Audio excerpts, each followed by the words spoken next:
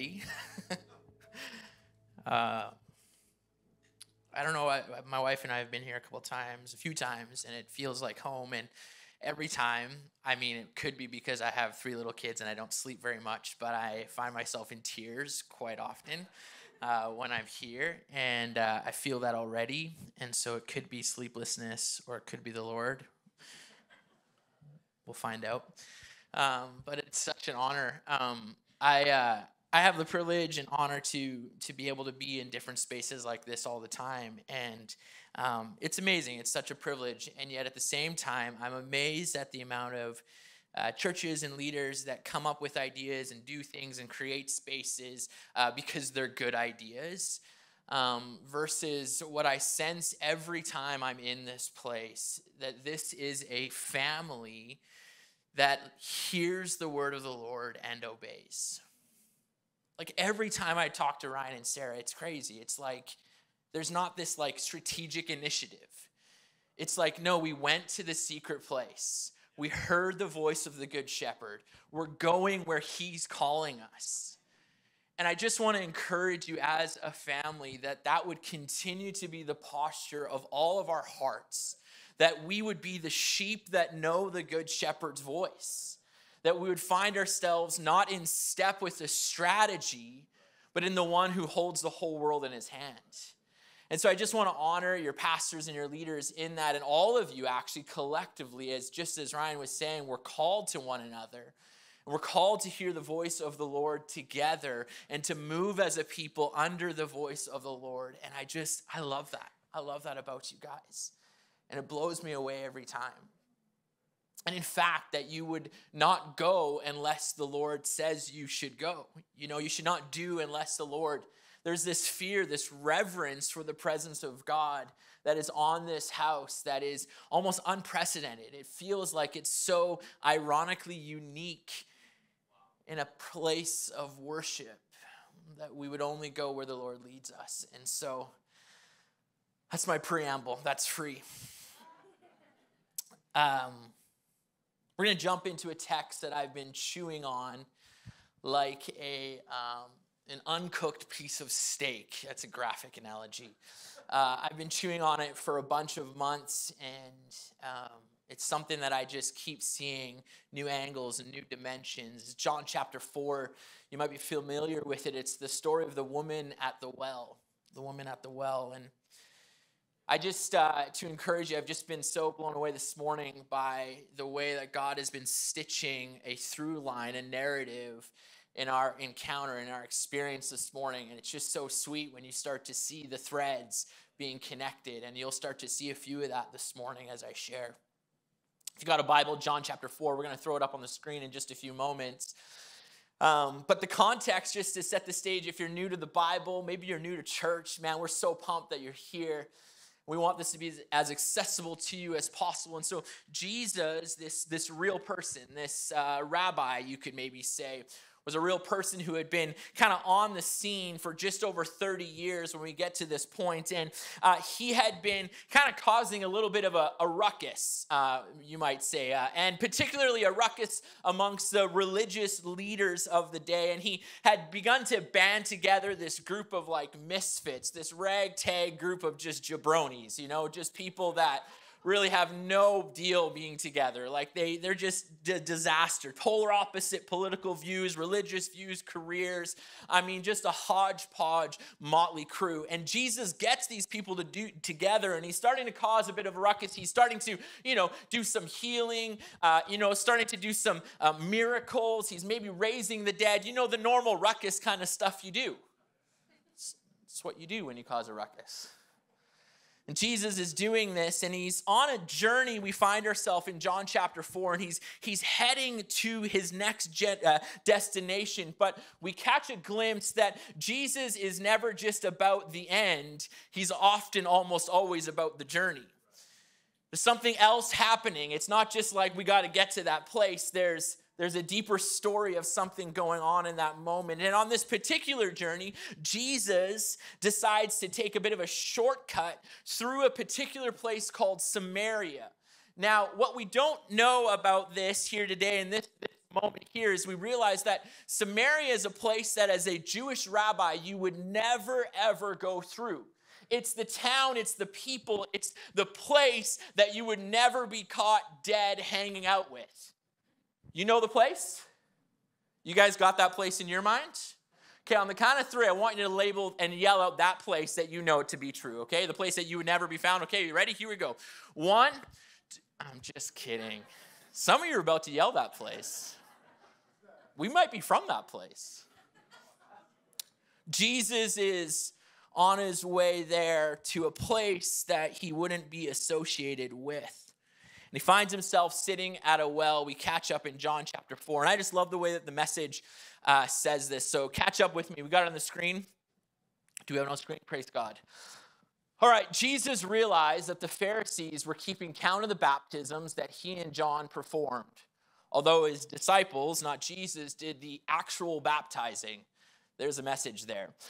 They had posted the score that Jesus was ahead, turning him and John into rivals in the eyes of the people. So Jesus left the Judean countryside and went back to Galilee.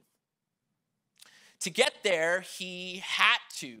If you got a Bible in front of you with a pen, maybe underline, had to. Everyone say that with me, had to.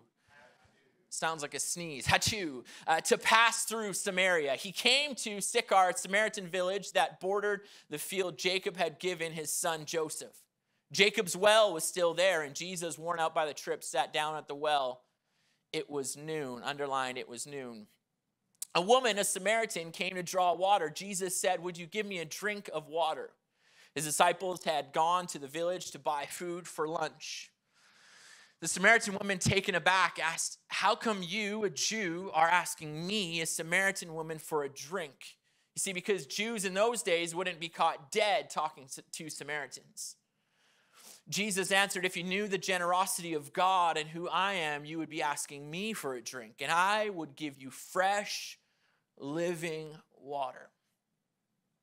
The woman said, "Sir, you don't even have she's not getting it. You don't even have a bucket to draw with, and this well is deep. So how are you going to get this living water? Are you better than our ancestor Jacob, who dug this well and drank it from it, and he and his sons and livestock passed it down to us?" Jesus said, "Everyone who drinks this water will get thirsty again and again, and anyone who drinks the water I give will never thirst, not ever. The water I give will be an artesian spring." Someone's got to brand that. I can see that water bottle all over the place.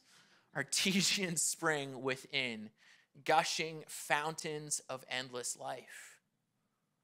The woman said, "Sir, give me this water so I won't ever get thirsty, won't ever have to come back to this well again."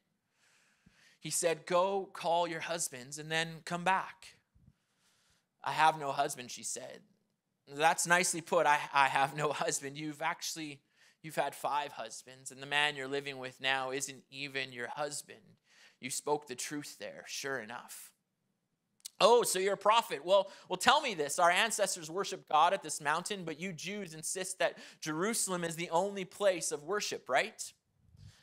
Believe me, woman, the time is coming when you Samaritans will worship the Father, neither here at the mountain nor there in Jerusalem. You worship guessing in the dark, and we Jews worship in the clear light of day. And God's way of salvation is made available through the Jews. But the time is coming.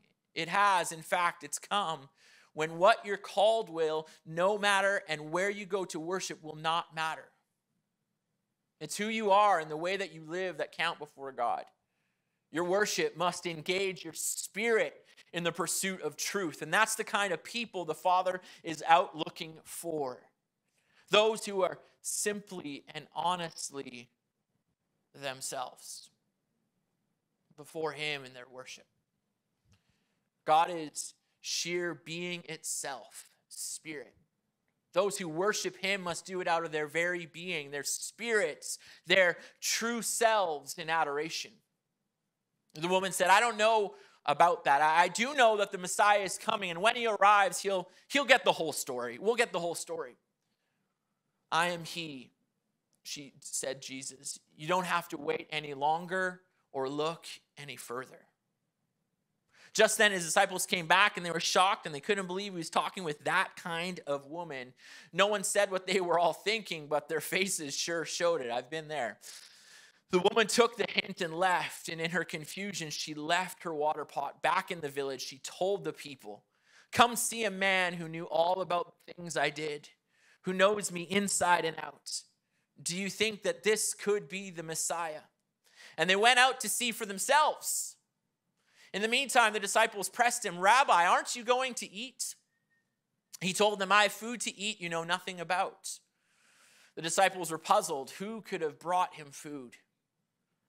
Jesus said, "The food that keeps me going is to do the will of the one who sent me, finishing the work he started." And as you look around right now, wouldn't you say that in about 4 months, it'll be time to harvest?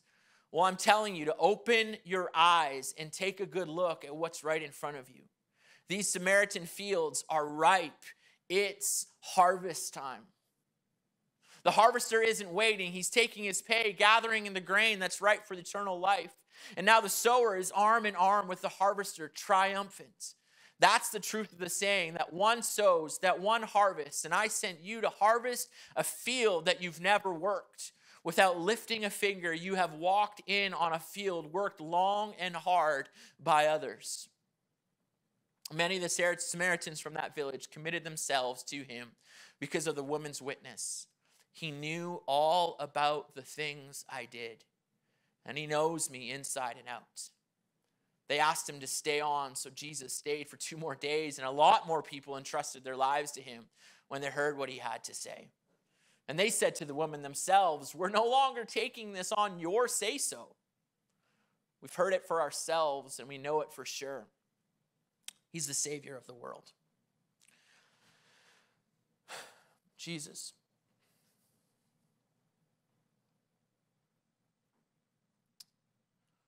We recognize your presence is here this morning. God, this text is already living. It's already active. This story is already unfolding in our lives. And so this morning we pray that we would catch a glimpse of what it means to join this story today. May our lives in some sort of way by the power of the Holy Spirit intersect with this story today. And all God's people said. I mean, that's quite the story, and there's so much going on already. But I want to just unpack a few layers for us this morning. Have you ever been asked the question, what are you going to do with your life? Anybody still ask that question? You know, it's the classic question we get from when we're really young to all the way till we're now. It's, hey, what are you going to do with your life? And so often, maybe it's like Grandma Betty who's squeezing your cheeks and make something of your life because I lived through the war and uphill both ways in the snow, so you have to do something with your life. Anybody got a grandma like that? We all kind of get asked that question. We think about this so often. What are we going to do with our life? I'll remember when I was in grade 6, I was convinced I was going to be a skateboarder. Skate or die, right? And I was going to skate. And I would show up to the skate park, and I was classic to, you don't want to look like you've got a brand new skateboard because that means that you're not really a skateboarder. And so I used to, before I go to the skate park, go to my back shed and just bang my skateboard with a hammer, scrape it up. And then I'd get to the skate park and I'd get to like a rail or something and I'd just like fling my skateboard and almost landed that. Never happening. I realized I have super weak ankles and that was never going to be the dream. Grade 8, I was convinced I was going to be a basketball player and showed up, went to back to school shopping with my mom and went to Sport Check and got a matching red velour tracksuit. We used up all our money, so I had to go to Velu Village, found myself some Reebok high tops, and got myself a basketball, walked into high school. Ball is life. Get to basketball training, get to tryout, and realize the minor detail. I can't jump. Reality. We think about these things all the time of what we want to become, and so many times our dreams get kind of shattered by reality. But then we also kind of get asked these questions when things aren't going great in our life. Maybe the question of what's wrong with you? What happened to you in your life? And so many times life happens to us. Like for me, for most of my high school age, I would come home to listening to my parents fight and argue late into the night. And in the morning, they would give me the news that this week they're getting a divorce. 10 years of this. Or when I was 19 and I went to a casino with some friends for the first time and found myself locked into a gambling addiction for many, many months, losing thousands and thousands of dollars. And so many times the idea of a full, meaningful, good life gets stopped and we get hit in the face by this thing called life. And our dreams get shattered and the things that we had hoped to become get destroyed. And like this woman, I'm sure she would have had hopes and dreams, but something happened in her life where she begins to be this outcast and she finds herself alone. Something happened in her life and she is now alone.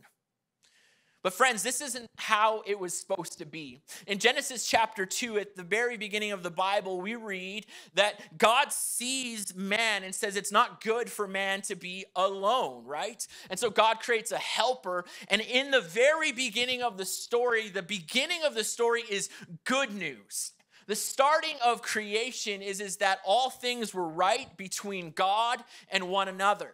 That there was no aloneness. That the beginning of humanity's story is that things were perfectly right between one another and between God. That God had created this like divine union between humanity and himself and with one another. And then enter Genesis chapter 3 where something changes. Humans begin to believe the lie that life with God as their leader and ruler is not good for them. And they begin to mistrust God. And they begin to forfeit the relationship between God. And something fascinating happens. The break in relationship with God ends up breaking all other relationships. The division and change in the dynamic of trusting their Creator begins to now have severe ramifications into all other relationships. And this ramification finds itself at the tip of the spear in the sense of aloneness. The absence of God would now begin to haunt humanity for thousands of years, generation upon generation, desperately trying to create a world of peace and belonging out of the ashes of mistrust. And it would seem that this would become the story of humanity forever. Permanently alone, permanently apart from God, separated from true intimacy with one another. That God would just leave them there in that place alone.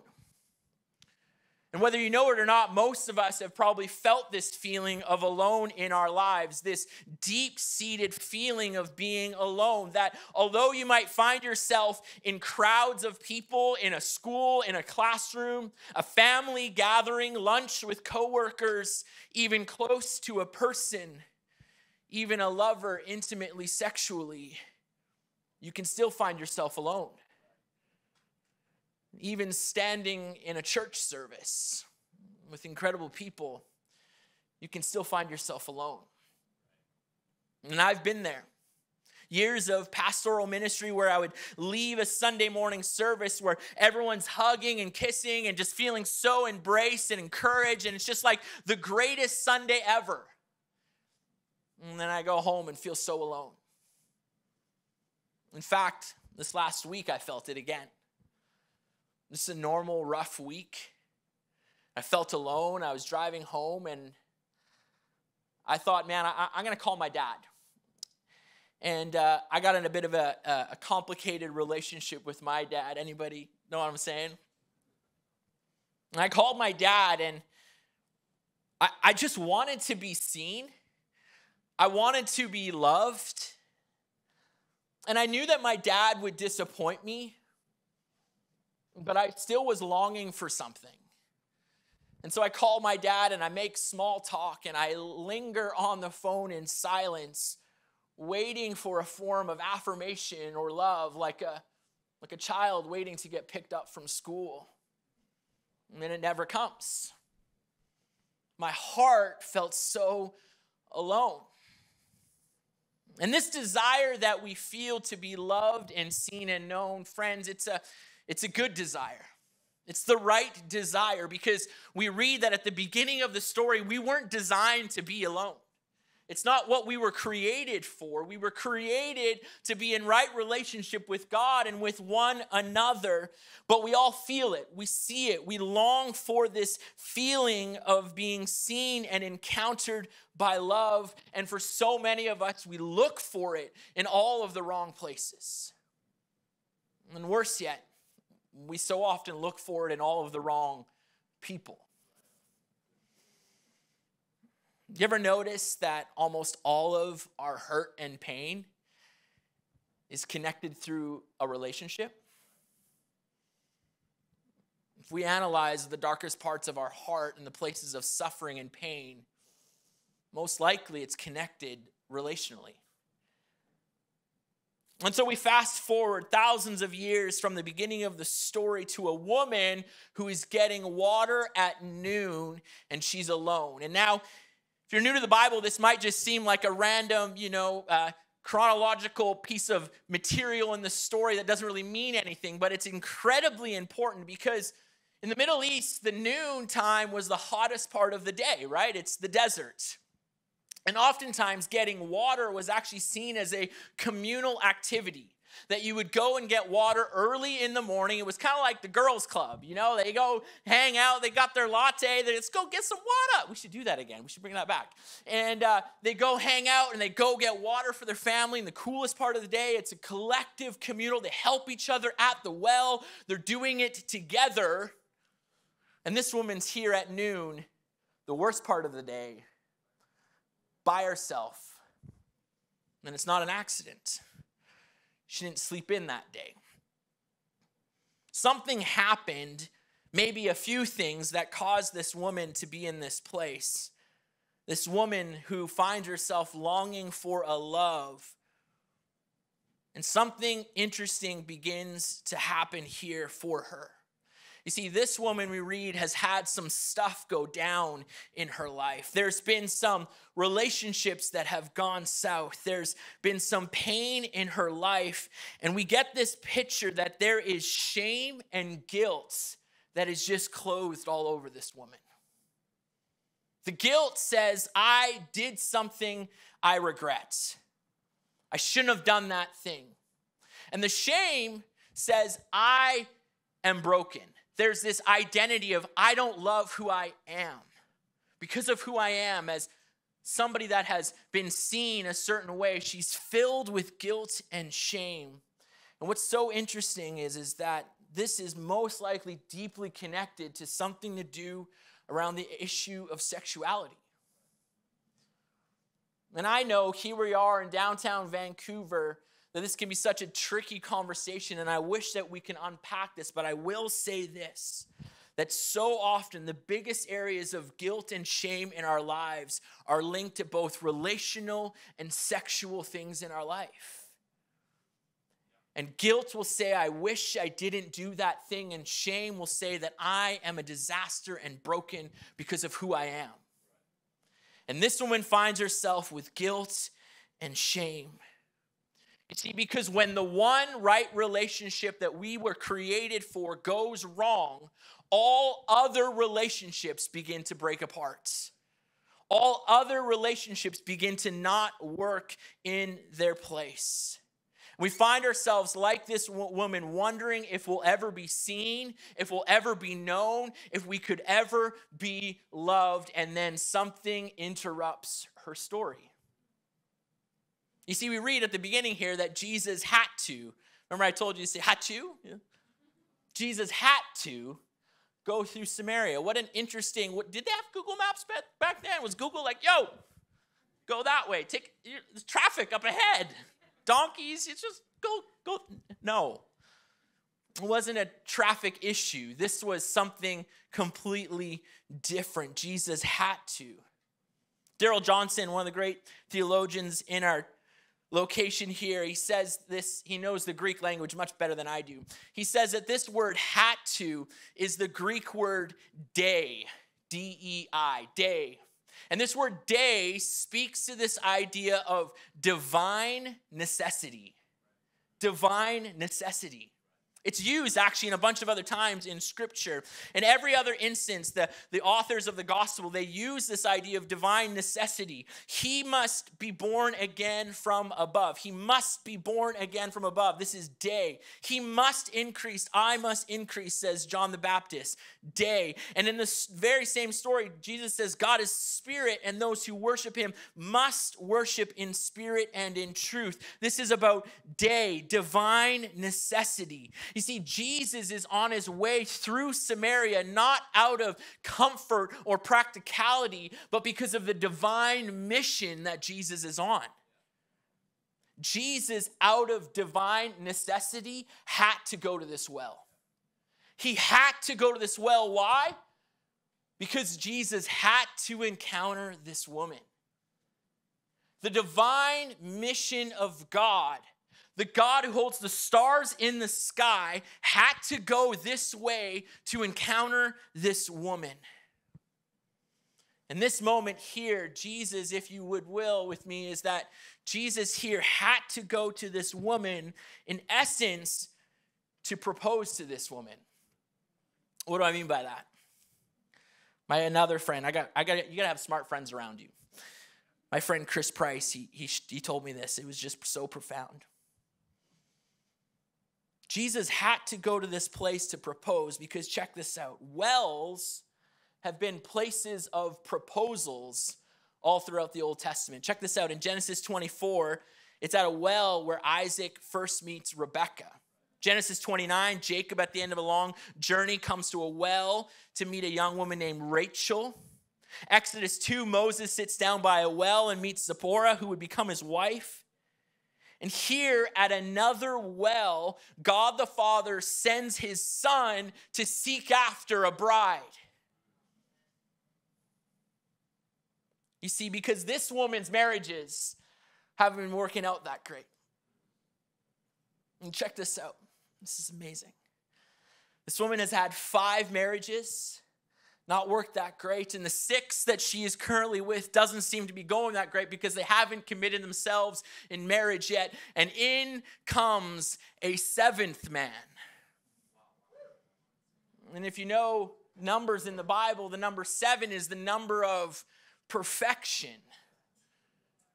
Jesus, the perfect groom, out of divine necessity, is here to propose to this woman, to say, I'm the one that you've been longing for. I'm the perfect one you've been longing for. And these other men, if you will, these other wells that you've been drinking from, they'll never satisfy you. And I'm here. I'm here for my bride. And friends, this is the mission of Jesus. This was the entire mission of Jesus. We read later on that Jesus says that he came to seek and save the lost. That this was the mission that Jesus came for. To come and seek after people, to chase after them, to prepare a bride, to propose to his people. This was his mission, the divine mission. And it wasn't just anybody, friends. Jesus is being constantly accused in this time of hanging out with all sorts of riffraff. And Jesus finds himself with the marginalized, the outcast, the oppressed, the not put together people. And this is who Jesus says that he has come to seek and save. The primary group of people that Jesus is chasing after to propose to is those that feel marginalized, ashamed, guilty, and alone. This is the good news that he's chasing after. Philip Yancey, a great author and writer, describes a story of himself going to India to visit a hospital, Green Acres Hospital. And something is crazy. This hospital is dedicated for leper victims. If you don't know what leprosy is, it's this incredibly grotesque disease that eats away at your flesh and leaves you just feeling so exposed with raw wounds all over your place. And so Philip and his wife arrive at this hospital, the Green Acres Hospital. And then all of a sudden, as they're at the entrance, there's this figure, this body begins to walk up towards them. And to be honest, they say they can't even really tell what gender or what's going on, because leprosy had just stricken this young person so severely. And as she walks up to them, his wife, having a lot more compassion than him, he says, she kneels down and begins to have a conversation with this girl. And one of the other nurses comes up and says, "Oh, I see you met our friend Demaria. Demaria is one of our faithful prayer warriors in the hospital here. She comes every day to visit the victims and pray in the chapel." And as she begins to explain the story of Demaria, Philip and the nurse begin to hear a sound coming out of her. And as he hears it, he hears the familiar sound of Amazing Grace. How sweet the sound. And he says this, "Close to my desk, I hold a photo that whenever I feel polluted by the beauty-obsessed culture I live in, the culture in which people pay exorbitant sums to shorten their noses, plump up their breasts to achieve some sort of impossible form of beauty, while 9,000 people die each day of AIDS for lack of treatment, hospitals like green pastures scrape by on charity crumbs, I pull out that photo and I see two beautiful women. My wife wearing a brightly colored Nepali outfit she bought the day before, and holding in her arms an old crone that would flunk any beauty test ever devised except the one that matters the most. The light of God filling a hollow shell with the spirit of his love." Jesus is on a divine mission to propose to a bride that is ashamed and broken and battered, but what might not seem beautiful to the rest of the world. Jesus is on a divine mission to this woman. And friends, this morning in 2022, I want to tell you some good news. That Jesus is on a divine mission to you. Jesus is on a divine mission to you. To the broken and the outcast, this is who Jesus is after. And something really crazy happens in this story, a fascinating turn that so often we might slip past. Jesus has this discourse with her about her husbands and her drinking from all these other wells and offering her living water. And then she says, "I know there's this Messiah coming. He'll sort things out for us." This expectation you can hear in her heart that maybe, just maybe, there's a hope that I can have. And we as Christians here in 2022, we know the end of the story. We're celebrating Easter, some of us for many years. And we know Jesus, this rabbi, is the Savior of the world who died on the cross and was raised to life. But this woman has no idea. And in fact, barely anybody else knows. And what does Jesus do? Jesus reveals his divine nature, that he is the Savior of the world, the Messiah, the coming King that thousands of years and generations have been longing for. He reveals it to who? A really famous king who has an incredible Twitter following.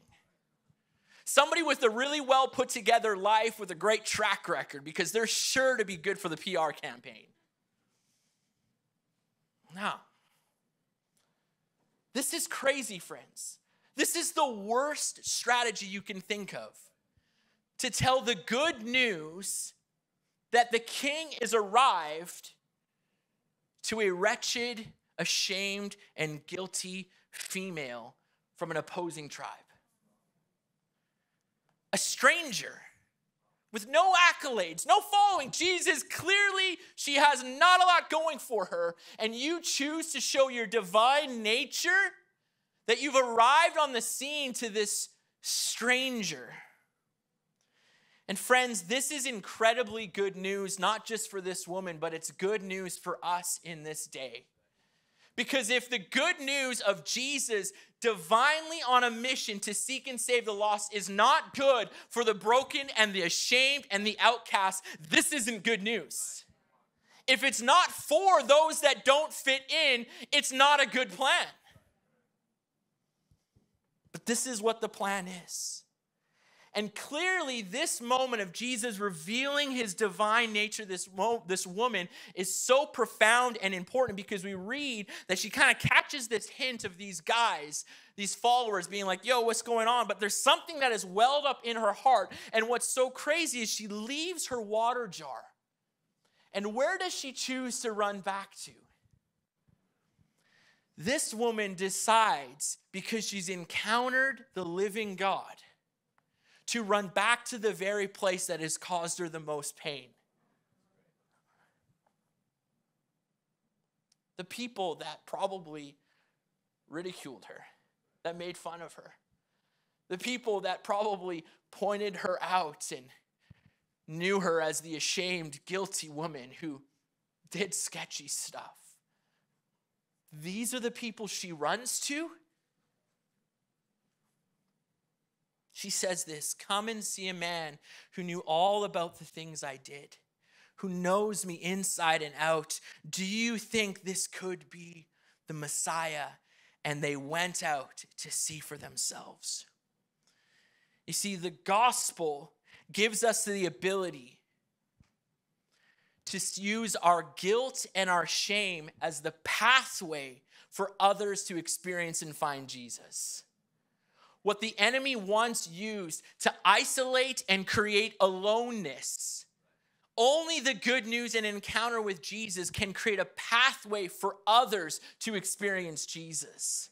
You notice how she doesn't say, come and see the man who's like so great and he encouraged me, he patted me on the back and he told me I'm beautiful. No, he doesn't do that.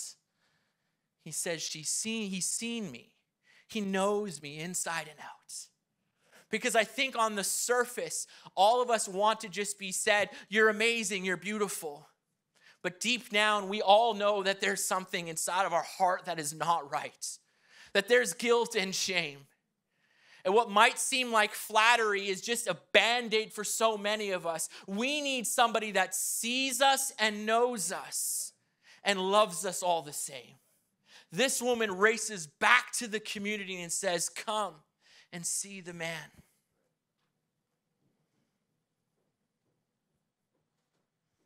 And in this moment, this woman has a profound encounter and she invites others to do the same.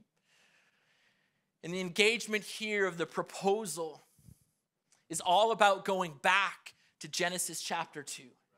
The restoration of relationship between God and others. You see, this isn't Jesus inviting a woman into a religion and a set of beliefs and behaviors.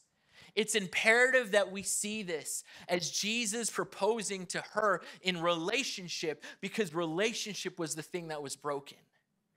And so what we see now is that Jesus is offering a way to restore relationship back to God the Father, so that now all other relationships can be restored. And so the invitation for us today to consider is, before you try and make all other relationships right in your life, allow the one who holds you in his hands to reveal his love to you, to see you and to know you. To not take this false attempt to try and get right with all these other broken relationships if the one relationship in your life is not made right. It's futile, friends. It will never happen. And the beauty is that I have seen so much hope and grace that when people make their relationship right with the Lord, all other relationships now have a chance to be restored and be made new. I see it in marriages. I see it in families. I see lost children and estranged family members. Somehow they have no reason to be made right, but when things are made right with the Father, all other things can be made right with all of our other relationships.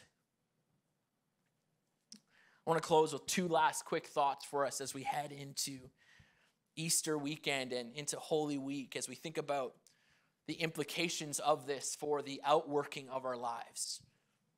There's two quick points that I noticed from this story of Jesus as we come out of a place of being proposed to and encountering the love of Jesus. First is this, is that Jesus took a different pathway, and so must we.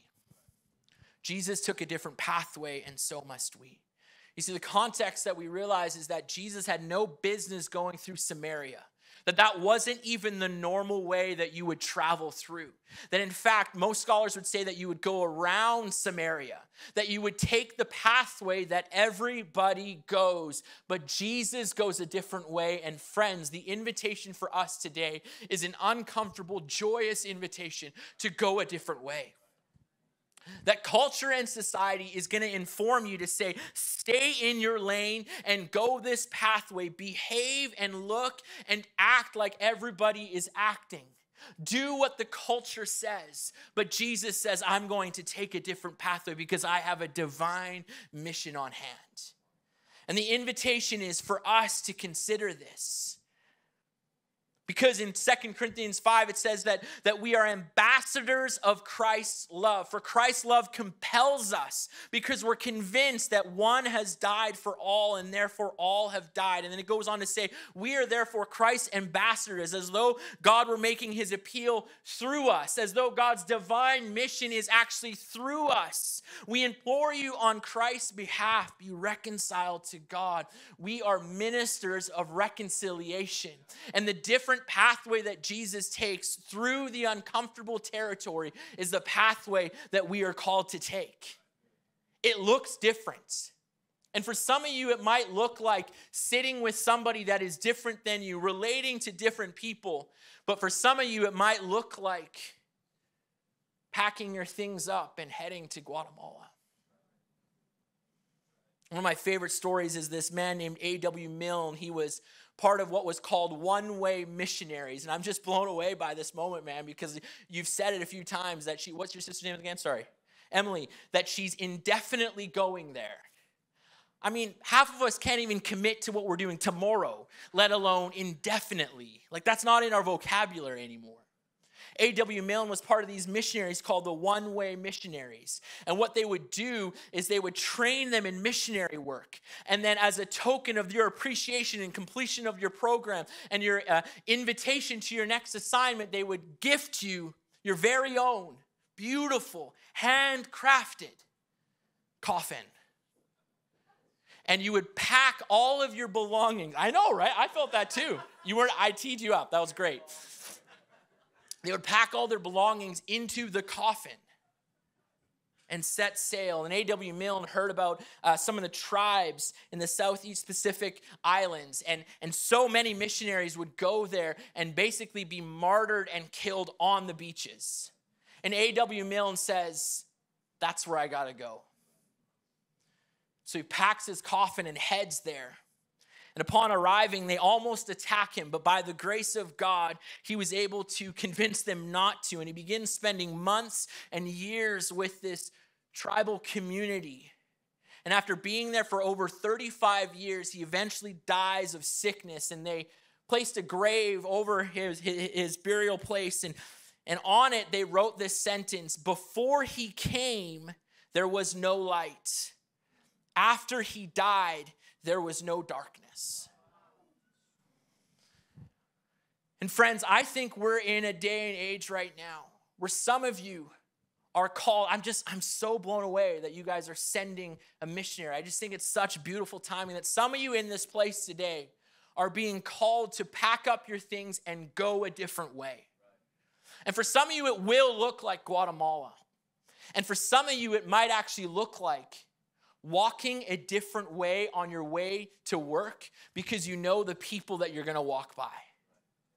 Some of you, it will mean hanging out with different coworkers. Some of you, it will mean going to a different school, not the better school, but the different school that you don't go to. It will be doing that job in your place of work that nobody does. You don't go and do that thing.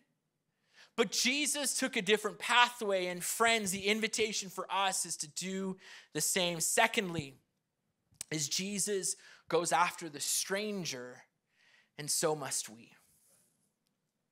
We see in this story that Jesus, a Jewish rabbi, engages with the Samaritan woman with a tattered past filled with guilt and shame around issues of sexuality, alone and on the margins, somebody that is completely opposite to who he would associate with.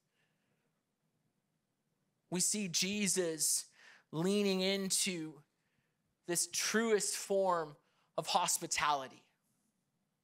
What I mean is that the true definition of hospitality is not a Martha Stewart magazine cover with the beautiful Thanksgiving table where you invite all of your like-minded and like friends to the table. That's great. We need that. That's amazing. But hospitality in the truest definition is the love of the stranger. Jesus teaches that if you think you're great for loving people that are like you, even evil people do that. It's not special. Way to go! You love your friends that vote like you, purchase what you purchase, follow your same Instagram accounts. You're not that amazing, Jesus said. Well, my paraphrase, sorry. But hospitality in the truest form. Jesus, in this moment, it's so profound. He breaks down all of these social barriers, race, ethnicity, geography, sexual identity, all of this by simply asking for some water. And friends, we can wade into strangers' lives in the way that Jesus did because we've encountered his love. And culture today has become an expert at isolating people. We see it in schools and in workplaces and even in friends and in families. I see it in my own life that what you've done and become so can easily isolate people and you can feel separated from the world. And Jesus is saying, this is who we need to associate with. This is who we're called to be. I'll close with this, Sam, or you can start. My friend Tyler tells us a story that in 1930, there was a man named John Perkins. He was born in Mississippi. He grew up in the South in an incredibly racially divided culture, and he left because it was just so hostile and crazy for an African-American man. And yet God found him, called him back to the very place that some of his heartache was. And when he got there, he had 2 small children, and God called him to one of the whitest schools in the neighborhood. And in these moments, he's teaching in a high school, and a bit of a revival ends up breaking out in some of their chapel services. And student after student is coming to the altar and in tears and just totally broken and wrecked by the presence of God. And yet, as the story goes, in those 2 years when revival was breaking out, not one person sat with his kids at lunchtime. And as I think about what God's doing in this community and when I think about what God's doing in his church, friends, is that the kingdom invites us to encounter the presence of God, but it must make a difference of what it looks like when we walk out those doors. That an encounter with the living God must compel us to take a different pathway and to engage with those that are different than us. And as we look at the coming weekend of the good news of Jesus being buried and dead and raised to life, it's only good news if it matters to those that feel guilty and ashamed outside of those walls. For this is not good news just for this place. This is the divine mission of a Savior who came to seek and save the lost, and he wants to use us, friends. And so as we encounter God's love and as we experience it here in his presence is so thick and tangible, friends, can it make a difference out there? Can it cause us to take a different pathway? Can it cause us to love those that are hard to love?